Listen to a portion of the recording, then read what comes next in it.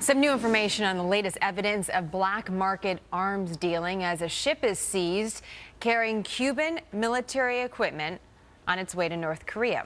Panama intercepted the shipment hidden in sugar as the ship headed through the Panama Canal. Cuba now claims these weapon parts are quote, obsolete. Are they?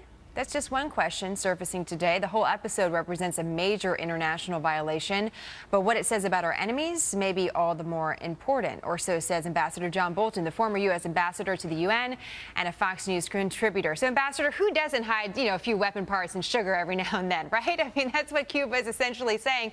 Oh, and by the way, they're totally obsolete. I mean, what do you make of that? Right. Well, I think obviously the first cover was hiding it under all those bags of sugar, and the Panamanians seized it based on intelligence, probably given by us, part of what's called the Proliferation Security Initiative, which was set up about 10 years ago in the Bush administration. So it's a good example of how you can work with other countries to stop this illicit trafficking in dangerous weapons. But when you hear the Cubans quickly admit that it's really old weapons parts, we're sending them to North Korea for repair, leads me to think that that's their second cover story. Sometimes in clandestine operations, when your first cover story is blown, you have a second cover story that admits the reality. I think there's more to learn here, and I think in any event, it shows that there's ongoing commerce between the likes of rogue states like Cuba, North Korea, probably Iran, probably others. So you just touched on my next question. How often do you think this is actually happening? More often than we know, at least according to press reports. The ship involved here, North Korean ship, turned off its transponder, the beacon that allows people to know where it is, used for emergencies. But when you turn it off, it obviously enhances the prospects for smuggling and traveling in international waters undetected.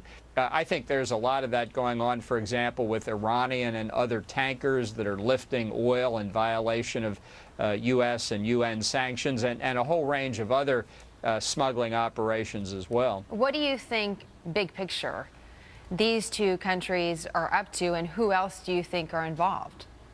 Well, I think there is a common technology here of Soviet-era MiG planes, Scud missile technology, whether this was going to North Korea for their use or whatever the story is. I don't believe Cuba ships parts to North Korea to be repaired and shipped back. It'd be just as easy to bring North Koreans to Cuba to fix it there.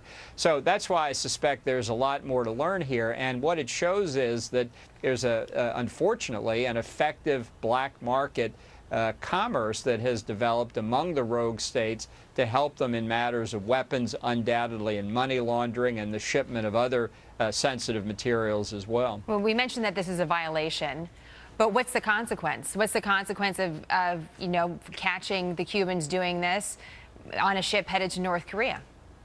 Well, I think with respect to the Cubans, anybody who thinks we ought to lift the Cuban embargo ought to think again. This is an argument for strengthening the embargo.